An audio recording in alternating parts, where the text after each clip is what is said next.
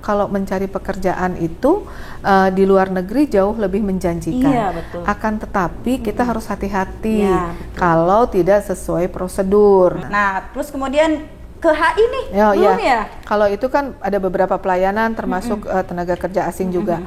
Data ini kita basicnya adalah data BPS karena tingkat pengangguran kita di angka 10,61%. Kemudian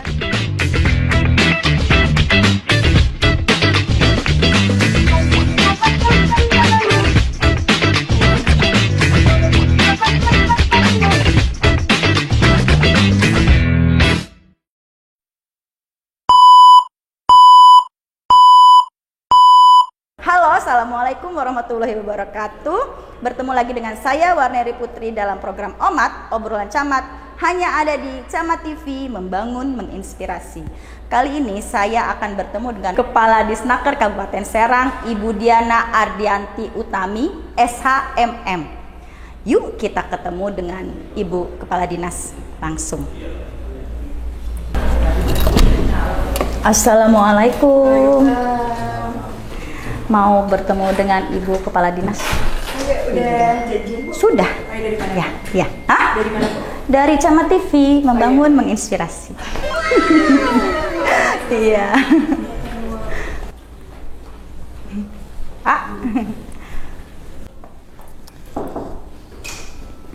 ya. Iya, silakan masuk. Oh, Bu Camat. Ibu. Lagi ada Pak Andi, Pak Kadis. Iya, Diana. sehat. Alhamdulillah. Bu Camat. Sehat, Ibu. Alhamdulillah. Silakan. Mengganggu nggak ini, Bu? Enggak, lagi rapat biasa internal aja. Oh iya. Saya siap. Iya, boleh. Tapi goyang ini, Bu. Tapi kita emang tadi habis sempet nyasar, Bu. Ya, karena baru ya, lokasi baru, kantor baru. Lokasi udah pernah kesini, cuman jalannya tadi waktu saya pertama kesini kan belum seperti ini, belum ada perbaikan jalan. Pas tadi telepon Pak Pandi, kok ini Pak Pandi, saya nyasar ya, balik lagi kita ya, katanya gitu. Jadi kita pindah sekitar April, habis hari raya, libur hari raya kita langsung pindah. Hari pertama sudah di sini. April, karena berapa kita bulan? karena kita udah ada pelayanan. Oh, ada pelayanan. Ya. Di mana pelayanannya? Di bawah pelayanan. Katanya mall ya, mall pelayanan. Apa belum? Bukan, masih di Dinas Tenaga Kerja, pelayanan AK1. AK1 itu biasanya kartu pencari kerja. Atau kartu kuning ya. Biasanya itu. Tadi katanya Bu Diana habis ini ya, habis briefing ya. Iya, internal briefing, internal, kaitan.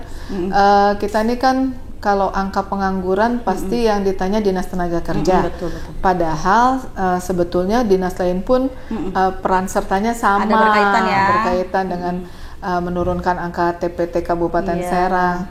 Makanya kita briefing karena sensusnya, sakernasnya itu akan ada di bulan Agustus. Oh, biasanya terkait dengan dinas apa aja tuh, Bu Diana? Seluruh dinas, 9 OPD terkait yang memang menjadi kaitan dengan penurunan angka pengangguran. Apa tuh? Misalnya Disperindak. Misalnya Diperindak, Bapeda pasti. Bapeda ya. Disperindak, kemudian Dinsos, kemudian perikanan, pertanian, ya. Kemudian Dinas Disdik, Pendidikan, kemudian kependudukan. Kependudukan itu ya. semua berkaitan. Ada sekitar 9 OPD yang berkaitan. Kecamatan mah enggak mungkin ya, Bu ya? Kecamatan untuk penanganan ini kita punya berbagai macam program.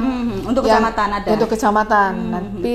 Nanti supaya enak kita ngobrolnya, kita di ruangan yang lain. Oke, boleh, biar Bu. Supaya lebih tapi santai. Bu, sebelum kita ke tempat ngobrol, saya minta diperkenalkan dulu nih sama Bu Diana. Iya. Ini pengawal-pengawalnya nih, prajurit Bu Diana betul, nih. betul. Siapa aja nih? Saya perkenalkan, sebetulnya kita ini 2022 punya 4 bidang, 1 sekretariat. Tetapi 2023 ini karena efisiensi birokrasi juga, kita menjadi 3 bidang. 3 bidang. 3 bidang dan 1 sekretariat. Bidang. Ini Pak Sekretaris, Pak Faisal, kemudian Pak Pandi ini bidangnya pelatihan dan produktivitas. Oh, berarti pelatihan-pelatihan kecamatan di sama Pak Pandi, Pandi ya, betul sekali Bu Neri. Terus kemudian Pak Dedi ini sebagai kepala bidang penempatan tenaga kerja. Satu lagi? Yang satu lagi kebetulan tidak bisa hadir karena kurang sehat, Pak Iwan. Ini bidang hubungan industrial dan jaminan sosial tenaga kerja. Gitu. Oke Bu, mari kita ke tempat ke sana supaya enak. Kita biar lebih ngobrol lebih banyak lagi ya. Banyak lagi sambil ngopi. Boleh yuk, mangga Bu. Iya, mari. Nah, Bu Diana. Ya. Udah di tempat yang kata Bu Diana tadi. Lebih nyaman kan? Lebih nyaman. Ya, bisa ngelihat pegawai ya sambil kerja gitu. Ini lembur apa gimana nih Bu Diana? Ini kan sebenarnya udah lewat waktu pulang. Iya, kadang-kadang masih kita ada beberapa pekerjaan yang harus kita kerjakan ya. Teman-teman ini tetap melaksanakan tugasnya ya, walaupun nggak sampai lewat paling setengah jam sampai 1 jam semua aja. Pekerjaan diselesaikan. Bisa selesai. Jadi gitu. nggak usah ditunda-tunda sampai besok. Betul, selama masih dikerjakan hari ini kerjakan hari ini. Bu Diana gimana kabarnya? Alhamdulillah baik. Alhamdulillah. Dengan kantor baru yang saya rasa lebih baik, jauh lebih baik. Kemudian walaupun jaraknya agak jauh dengan tempat tinggal kita. Di mana? Di Kota Serang. Jadi sama dong kalau gitu. Jadi ya, tapi ini kita syukuri aja dan memang untuk emang lebih baik. Ruangannya juga lebih luas ya, gedungnya lebih besar daripada kita berdesak-desakan kan di kantor yang lama ya Bu Diana. Kemarin di Ciceri ya. Ciceri ya, betul. Fasilitas juga mungkin ini lebih baik saya kira karena kita adalah kantor atau dinas pelayanan. Paling tidak gimana caranya tamu-tamu kita juga bisa lebih nyaman. Iya, ya kita bisa melayani lebih mudah ya, lebih mudah dan mereka nyaman. Betul. Ruangan pelayanannya di sebelah mana Bu? Ruangan pelayanan dekat front office di lantai 1. Jadi lantai 1 kita ini bidang penempatan ya Pak Sekdis, kemudian di bawahnya lagi ada bidang HI. Kenapa kami taruh di bawah? Karena itu yang mayoritas tiap hari ada pelayanan. Pelayanannya apa tuh kalau bidang HI? Kalau bidang HI, mungkin kita ke bidang pembinaan dan penempatan dulu. Itu di situ ada pencari AK1, itu biasanya kartu kuning. Ya. Kita sekarang dibatasi setelah pandemi ini hanya 150 kurang lebih 150 orang yang kita per hari dengan sistem semua sudah online. Ya. Jadi pendaftaran pun kita batasi secara online. Ini kita coba gitu supaya ini bisa terlayani dengan baik karena lokasi kita ini kan cukup jauh. Kalau kita tidak batasi jumlah pendaftarnya, khawatir pada saat sampai di sini tidak bisa dilayani.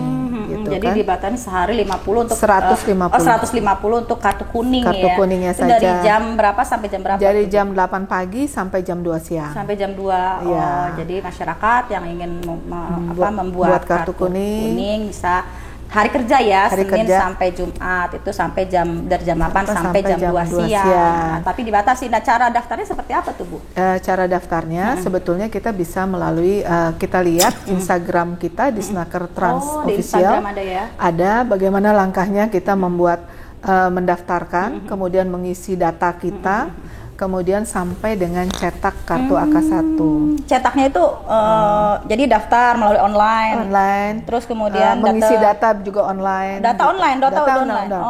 Nanti keluar juga udah melalui online. Iya, kalau keluar karena kita harus registrasi, itu ada persyaratan yang saya kira pencakar ini harus datang. Syaratnya apa aja tuh bisa diinformasikan? Kalau AK1 ini biasanya kan kita ada kartu tanda penduduk, kemudian ijazah yang bersangkutan, ada juga pas foto. Gitu. Jadi hanya 3, berarti simple banget tuh ya? Simple sekali, makanya tetapi untuk menghindari dan memberikan pelayanan kita harus tetap online. Kalau mereka sudah online, masukkan datanya secara online, sudah terdaftar, berarti tinggal print.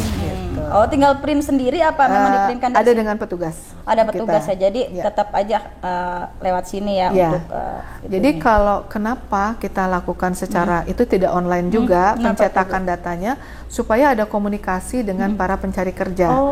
Misalnya mereka membutuhkannya apa? Pelatihan atau pekerjaan. Ada beda ya? Beda.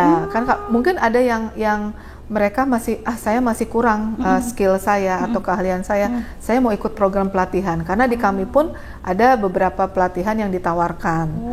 Juga ada lowongan-lowongan kerja yang kita tawarkan. Oh, jadi AK1 atau kartu kuning itu bukan hanya untuk pencari kerja, tapi juga untuk yang ingin mengikuti pelatihan-pelatihan ya. Iya, betul. Seperti saya itu. baru tahu nih Bu Diana. Iya. Iya.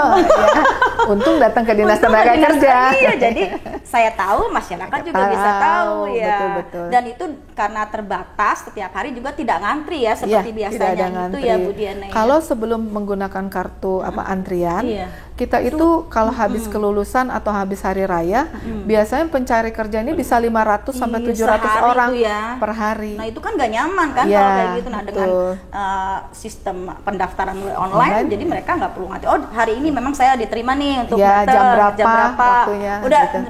Jamnya juga udah ada ya. Oh iya. Iya. Jadi, nah, kalau untuk kehubungan HI itu gimana tuh? Jadi selain itu kita juga karena ini masih di bawah ya, masih di Bina Penta juga ada pelayanan untuk rekomendasi para pencari kerja ke luar negeri. Oh, yang itu migran itu ya? Saya baca PMI, pekerja migran Indonesia. Saya baca, tadi kan saya sebelum kesini searching dulu tuh, riset gitu. dulu ya.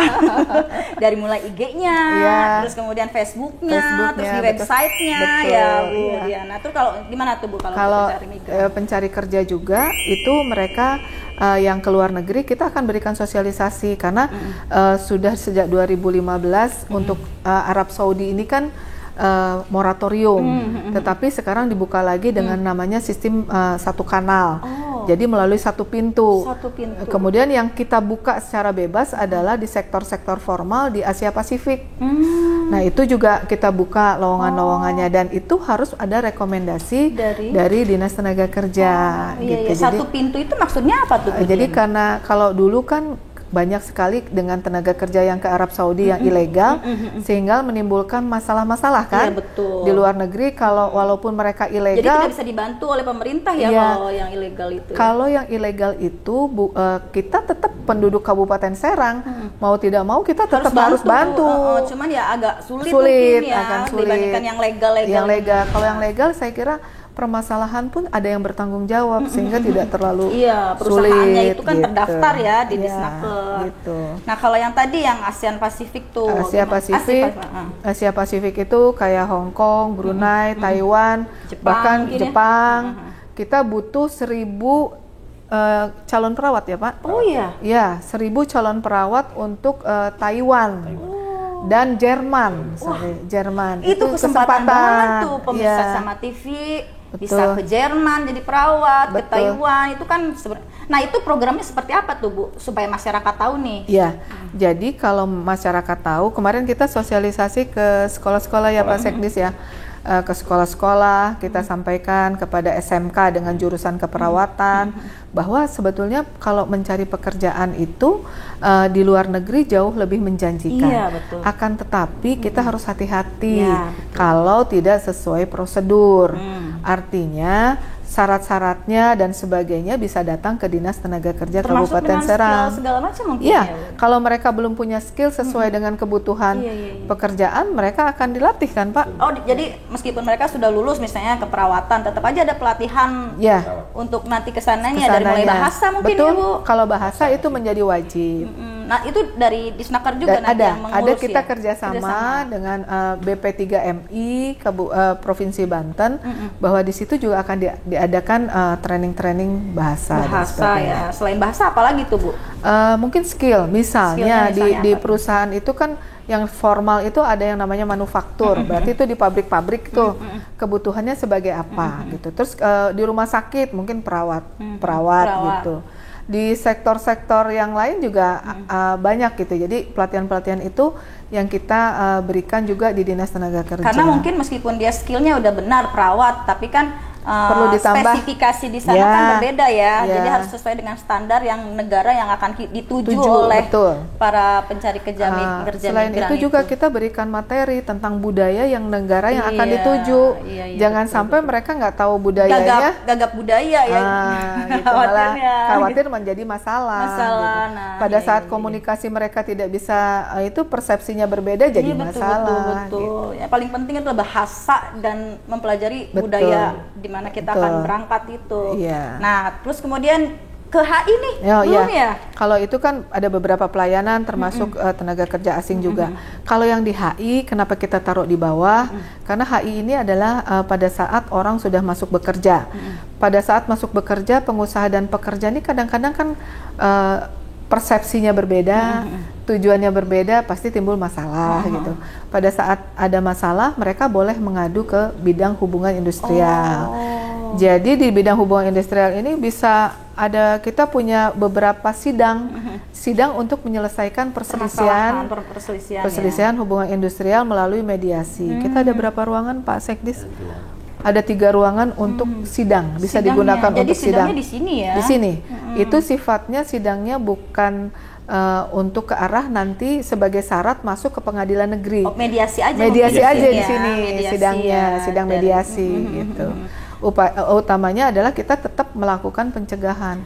Kalau nggak harus jadi masalah, kenapa harus jadi dimasalahkan? Ya, jadi benar-benar permasalahan itu diselesaikan win-win solution ya. Betul. Jadi semuanya memang mendapatkan porsinya yang masing-masing. Jadi penyelesaian win-win solution ini diperlukan selain komunikasi yang baik, itu juga bagaimana masing-masing pihak memahami peraturan perundang-undangan, khususnya ketenaga kerjaan. Ya. Gitu. Kadang-kadang banyak sekali mungkin buruh atau tenaga kerja yang belum mengetahui itu, gitu. baik itu hak-haknya atau apa gitu. Ya, betul. Kan. Ya seperti itu mungkin di bidang hubungan industrial itu ya Bu Diana. Nah, saya masih kepikiran nih masalah tadi berangkat tenaga migran nih, tenaga kerja migran. Itu dari kapan sampai kapan sih Bu untuk pendaftaran nih bagi yang ingin gitu? Jadi kalau pekerja migran Indonesia ini mereka biasanya ada perusahaan-perusahaan P3MI namanya, yang itu mereka akan menyalurkan kalau itu sesuai prosedur. Artinya mereka ada perjanjian dengan perusahaan-perusahaan itu, sehingga melalui perjanjian itu mereka ada namanya perjanjian penempatan tenaga kerja. Jadi dia kita punya perusahaan itu harus punya order dulu nih, kerjasama dulu nih dengan perusahaan di sana.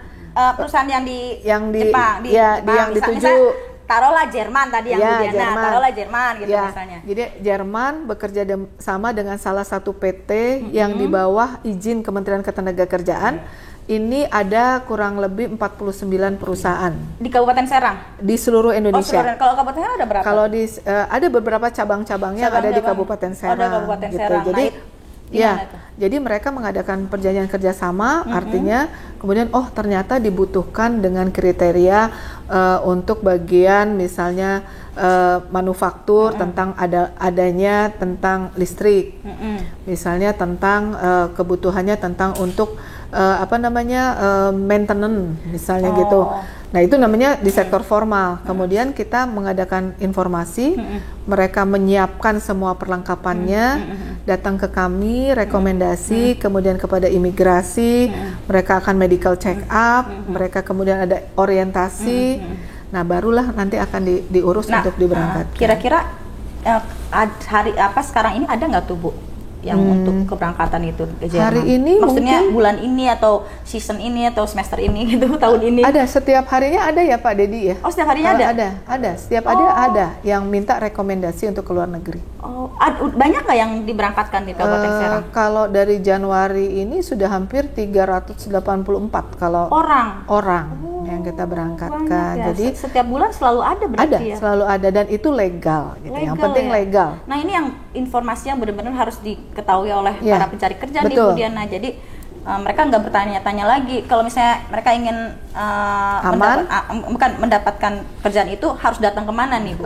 Kalau mereka ingin mendapatkan itu informasinya secara jelas, datang ke Dinas Tenaga Kerja bidang pembinaan dan penempatan luar negeri. Kita tuh ada penempatan dalam negeri dan ada penempatan luar negeri. Itu siapa aja boleh datang ya Bu? Boleh, siapa saja boleh datang. Dan pasti ada aja gitu ya, pas perusahaan yang memang membutuhkan ya. Betul.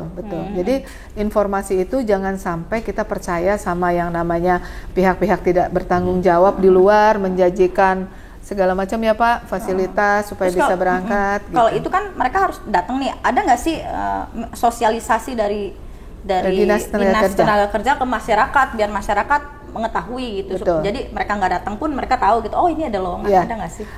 Kita selalu selain melalui media sosial kita juga mengadakan sosialisasi. Minggu ini baru 2 kegiatan.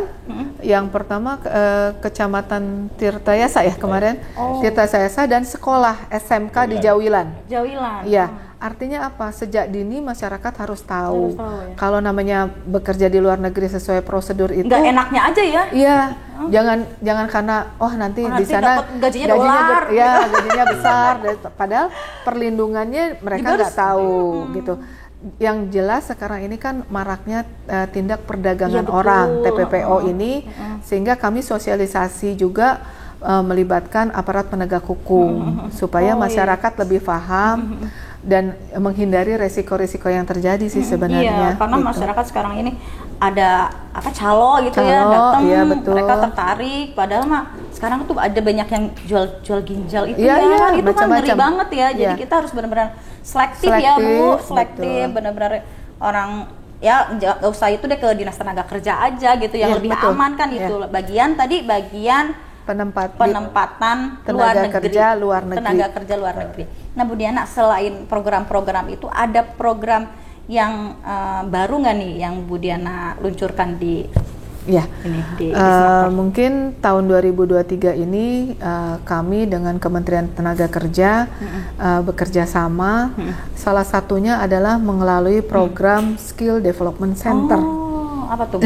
Skill Development Center ini program Kementerian Ketenagakerjaan di mana dari 8 kabupaten kota Kabupaten Serang menjadi pilot project gitu ya di 2023 ini. Jadi semua pembiayaan dari APBN ya Pak ya. Dan itu melalui BPVP. BPVP ini adalah Balai Besar Ketenagakerjaan yang ada di Karundang. Balai pelatihan. Ya, balai pelatihan ya. Itu kan milik Kementerian Tenaga Kerja. Kemudian kami coba kenapa kami yang dipilih, kami juga mengucapkan terima kasih sama kementerian. Artinya kita ini karena pengangguran kita cukup tinggi di Kabupaten Serang. Jadi program ini adalah sesuai dengan dari apa yang Ibu Bupati juga canangkan tentang program Pentahelix ya, kerjasama antar berbagai macam stakeholder untuk menurunkan angka pengangguran. Kenapa kemudian harus berdasarkan data yang tersedia? Datanya dari mana? Sekarang harus by name by address kan gitu ya. Saya lihat tuh di IG tuh ada tuh datanya tuh Bu, nih ada ingin tahu data antar kerja Kabupaten Serang. Nah, itu gitu, Coba jelaskan tuh Bu.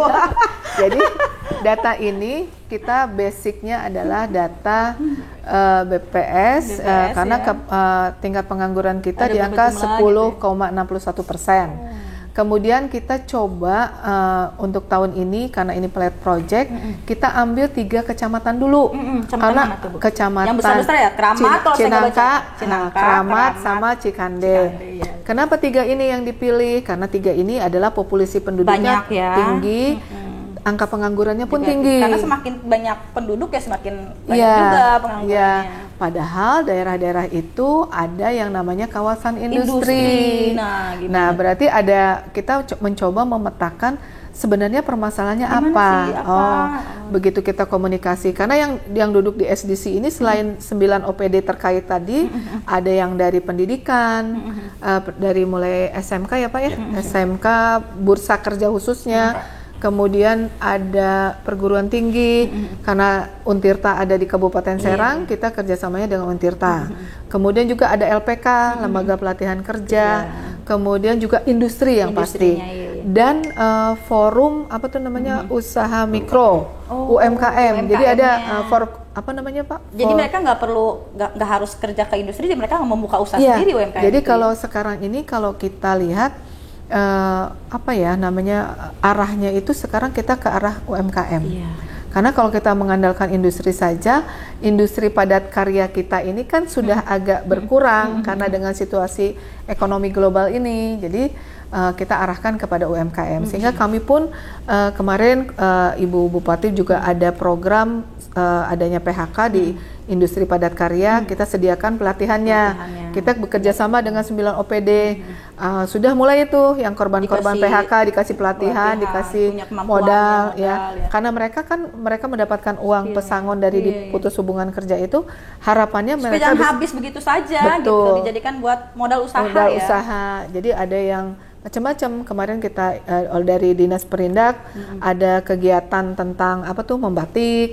Kemudian ada yang dari kita ada kegiatan menjahit. Mereka sudah bisa berwirausaha. Kemudian dari Dinas Pertanian dan Perikanan ini sudah ada yang usaha ikan asin.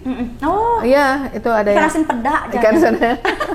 Kemudian ada juga yang telur asin. Saya bisa loh bikin telur asin, Bu Diana. Iya. Masa sih? Iya, nggak percaya ya. Jadi arahnya ke sana. Kemudian juga ada yang UMKM yang kerjasama dengan industri, juga kita coba seperti sari roti. Mereka memasarkan produk sari roti gitu. Iya, ada jualan sari rotinya. Terus dengan carun pokpan, mungkin nugget itu. Nah, Bu Diana, kalau misalnya ini kan tadi Bu Diana bilang kalau mereka di daerah industri, tapi kok mereka malah justru lebih banyak sekali pengangguran. Masalahnya apa? Kira-kira masalahnya apa sih, Bu? Mereka apa kurangnya daya saing mereka dengan yang lain atau bagaimana? Nah, dengan program SDC ini harapannya kebutuhan dari industri disesuaikan dengan kemampuan, kompetensi dari pekerja. Sekarang misalnya di sana industrinya banyak perusahaan-perusahaan besar, tapi mereka nggak punya skill.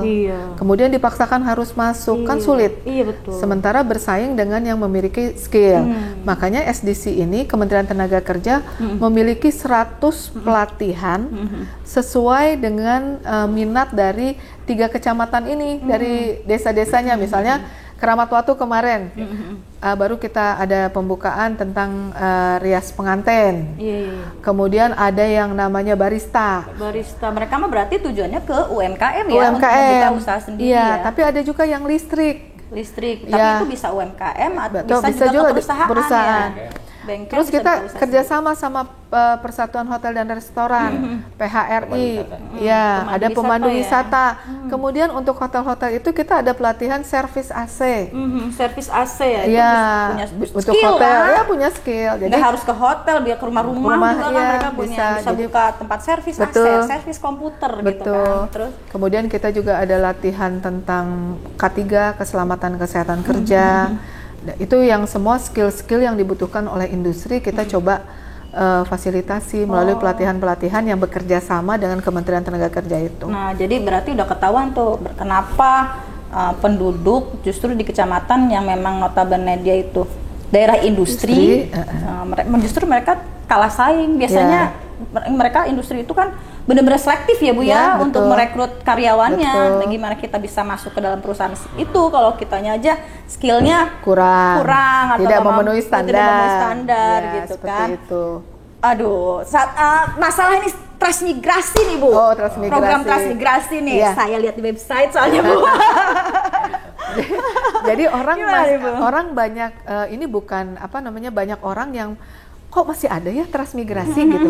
Saya juga pas lihat website, emang ada dari Kabupaten Serang di transmigran kemana gitu? Emang ada? Jadi kita itu setiap tahun selalu memberangkatkan.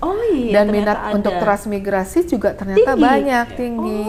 Jadi tapi ada beberapa daerah yang menjadi sasaran. Mereka beringin ke Kalimantan ya Pak Dedi, banyaknya. Ada juga Kalimantan Pak Dedi? Kalimantan. Jadi setiap tahun itu kita diberikan kuota 5-10 kepala keluarga yang untuk diberangkatkan transmigrasi.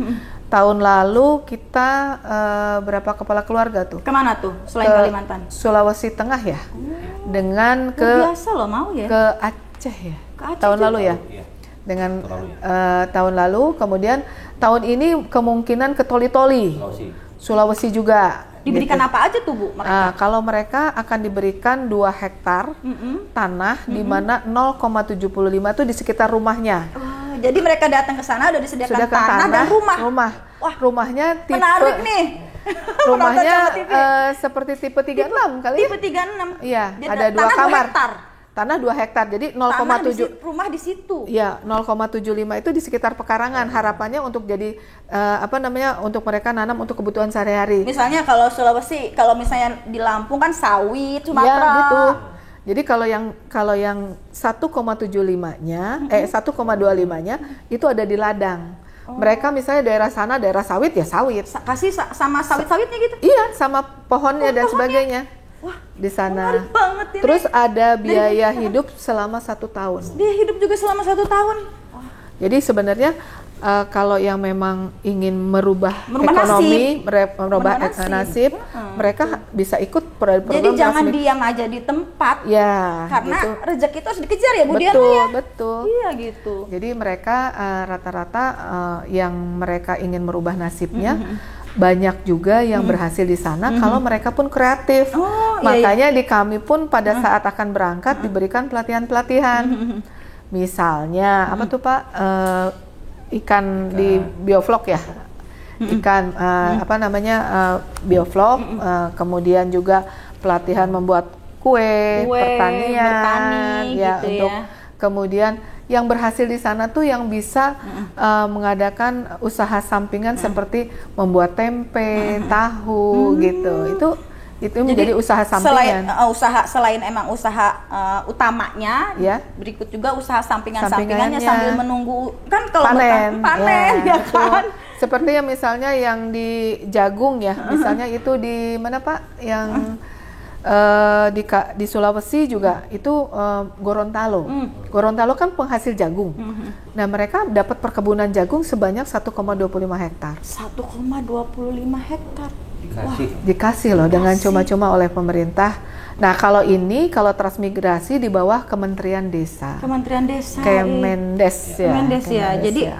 ternyata sampai sekarang pun saya pikir udah nggak ada tuh Ya, transmigrasi. rata-rata Ternyata setiap tahun kita ada memberangkatkan. ya. Setiap tahun 10 keluarga. Kuotanya.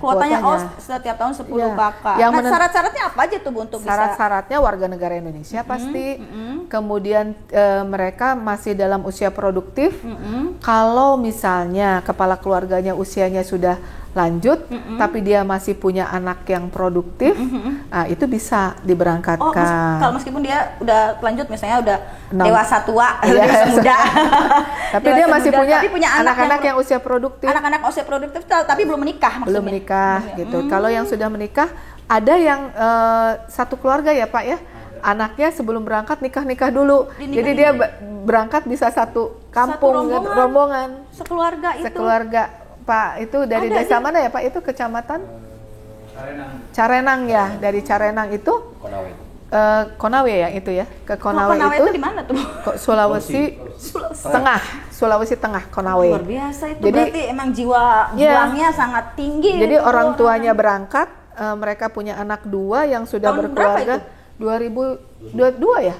2022. Dan mereka yang transmigrasi itu terus dipantau sama Disnaker apa gimana? Oh, Jadi iya. perkembangannya sampai mana terus ya. itu? Kalau mereka kan gini, kalau pada saat kita antarkan, mereka sudah langsung ber-KTP daerah tujuan. Sudah bukan masyarakat Kabupaten Serang. Tapi kita masih tetap mendengar dan memantau. Kalau mereka punya kendala di sana, ya banyak yang curhat gitu ya. Tapi nggak mungkin lah. Kita lepas gitu aja. Ibaratnya kita ini ibu gitu, Iya. melepas anaknya jauh, terus udah kita lepas aja nggak pernah Iya, ditengok gitu. gitu kan ya, Iya. tetap ya ditengok ya. Tetap kita akan terus pantau Atau berkembang nggak perkembangannya. usahanya atau bagaimana ya Bu? Usahanya mereka punya kendala apa? Kendala Kalau apa mereka aja? biasanya kan kalau yang baru pindah gitu ya, itu rata-rata masih belum familiar sama daerahnya gitu. Homesick ya. Masih homesick, Homesick. pengen pulang. Itu kalau mau gitu. pengen pulang bagaimana itu yang Nah, jauh-jauh kalau begitu? itu kan kita kasih pencerahan paling Bu nggak. Diana juga datang ke sana, Oh, ya? mengantarkan gitu ya. Saya pernah mengantarkan ke Simelu. Simelu itu Aceh. Wah, jauh banget. Simelu itu kita naik pesawat 2 kali. Mereka mau pulang aja susah. Susah. Loh. Simelu itu 2 kali. Kemudian ke Gorontalo. Nah, kalau Gorontalo banyak peminat karena banyak yang keluarganya berhasil di sana. Oh, di Gorontalo ada apa itu di sana? Jagung, perkebunan. Karena mereka kalau udah 10 keluarga yang datang pasti kan ngajakin Banyak ya, banyak ngajak-ngajak ya, banyak pada yang pindah ngajak untuk ya. memperbaiki ekonomi keluarganya. Cuman yang kemarin Sulawesi Tengah Konawe sama Simuna. Terakhir nih Bu Diana, masalah PHK nih, bagaimana Dinas Tenaga Kerja mengatur mengenai PHK yang kebanyakan kemarin tuh banyak tuh yang kena PHK tuh Bu Diana. Ya. Jadi kita memang agak bidang ketenaga kerjaan ini agak ada masalah ya dengan adanya pemutusan hubungan kerja ini dengan adanya COVID, dimulai dengan COVID. Tetapi setelah COVID membaik, kemudian recovery, semua perusahaan kembali. Tiba-tiba ada krisis ekonomi global dengan ada perang Ukraina itu kan menimbulkan masalah pada ekspor gitu ya, pada impor gitu kan, sehingga harus ada beberapa perusahaan padat karya baik itu garment, tekstil maupun alas kaki, yang gulung tikar itu sepatu tidak sampai gulung tikar tapi mengurangi karyawannya. Nah dari situ kita yaitu tadi kita mencegahnya adalah kalau memang masih bisa diperbaiki, ayo kita efisiensikan dari misalnya produksinya, efisiensikan dari waktu kerjanya, efisiensikan dari apa, PHK dan yang terakhir gitu. Oh, jadi bisa misalnya dari salary jam kerjanya dikurangi jadi misalnya itu bisa. Itu boleh di dalam aturan boleh. Sesuai dengan jam kerja ya, gajinya itu ya. Ya, makanya kita upayakan. Tapi kalau sampai pun terjadi PHK, PHK-nya harus sesuai prosedur. Harus sesuai prosedur, kemudian hak-haknya diberikan gitu. Dan kita siapkan pelatihan-pelatihan itu. Pelatihan yang tadi itu ya, pelatihan-pelatihan di balai yang 9 OPD itulah. Dan Bu Diana, gitu. Terakhir sekali nih, Bu Diana, kenalin dulu dong. Ini siapa sih yang sebenarnya di sebelah Bu Diana nih? Iya, kalau ini Pak Faisal. Pak Faisal ini sebagai Sekretaris Dinas Tenaga Kerja Kabupaten Serang. Iya. Salah satu prajurit ibu nih. Iya, kita punya 3 kepala bidang. Gitu. Iya. Jadi ini juga yang membantu kita semua karena kalau suatu pekerjaan tidak akan berhasil harus bekerja sama dengan tim yang solid. Iya betul. Insya Allah berhasil. Karena tidak mungkin kita bekerja sendiri tanpa bantuan orang lain.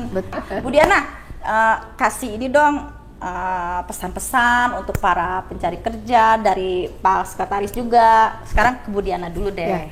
Kalau untuk para pencari kerja, saya harap jangan mudah tergoda oleh janji-janji dari pihak-pihak yang tidak bertanggung jawab. Saya berharap dari semua pencari kerja banyak-banyaklah mencari informasi tentang ketenaga kerjaan ini, baik melalui media sosial yang ada di Dinas Tenaga Kerja Kabupaten Serang, maupun di situ juga kita akan sosialisasikan berbagai macam hal tentang aturan-aturan ketenaga kerjaan. Kemudian kita kalau memang ada lowongan dan sebagainya, kesempatan kerja, tolong datanglah ke Dinas Tenaga Kerja Kabupaten Serang. Pak Sekdis mungkin mau menambahkan nih tadi informasi dari Bu Kadis ya, mengenai tadi Bu Kadis sempat menyinggung pekerja yang ingin bekerja di luar negeri, itu bagaimana tuh Pak Sekdis? Ya, saya pikir migran itu juga sebuah solusi ya buat keinginan untuk merubah nasib gitu ya. Karena semua selain juga ada transmigrasi ya, opsi yang lain, hanya memang beda model dan dua-duanya juga baik kok. Dua-duanya baik ya. Saya pikir itu salah satu solusi buat meningkatkan ekonominya. Udah maksimal belum sih sosialisasi ke masyarakat tuh mengenai tadi pekerja migran atau untuk yang mencari pekerjaan? Belum maksimal ya. Tapi kita upaya terus memaksimalkan ya supaya masyarakat terus teredukasi, terlatih, tentunya terinformasikan gitu apa-apa yang ada di Dinas Tenaga Kerja ya. Terus kalau misalnya Pak Sekdis nih mau ngasih masukan-masukan apa nih untuk para tenaga kerja atau para pencari kerja nih, terutama mereka yang buru-buru yang selalu menuntut upah setiap tahun gitu, pengen dinaikkan UMK kan gitu. Untuk Kabupaten Serang khususnya ya. Khususnya Kabupaten Serang lah. Kita harus bersyukur bahwa UMK kita sudah tinggi, sudah sangat tinggi ya. Bahkan hampir mirip dengan pusat. Iya. Sehingga harusnya ya banyak bersyukur lah. Iya. Karena banyak banget yang mencari pekerjaan ya. Kita harusnya disyukuri, kita udah punya kerjaan tapi masih. Dan Pemda pun sangat aware dengan hati Bu ya. Iya. Jadi saya juga terima kasih sama Camat TV karena ini ikut mensosialisasikan program saya senang, kita. justru yang saya berterima kasih sudah mengambil waktunya Bu Diana nih.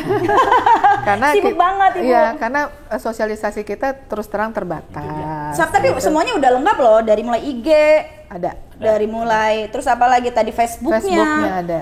Terus websitenya saya lihat IG-nya aja pengikutnya udah banyak banget. Artinya kan banyak sekali yang memang mengikuti mengikuti semua perkembangan atau program-program yang ada di Dinas Tenaga Kerja gitu. Sangat salut banget nih, apalagi di kepemimpinannya Bu Diana. Nah, semoga Dinas Tenaga Kerja semakin besar lagi. Jadi masyarakat juga yang membutuhkan pekerjaan atau mengurangi angka pengangguran di Kabupaten Serang. Amin ya robbal alamin. Amin ya robbal alamin. Terima kasih. Demikian pemirsa Camat TV ngobrol-ngobrol saya dengan Ibu Diana. Bertemu lagi selanjutnya. Assalamualaikum warahmatullahi wabarakatuh. Waalaikumsalam warahmatullahi wabarakatuh.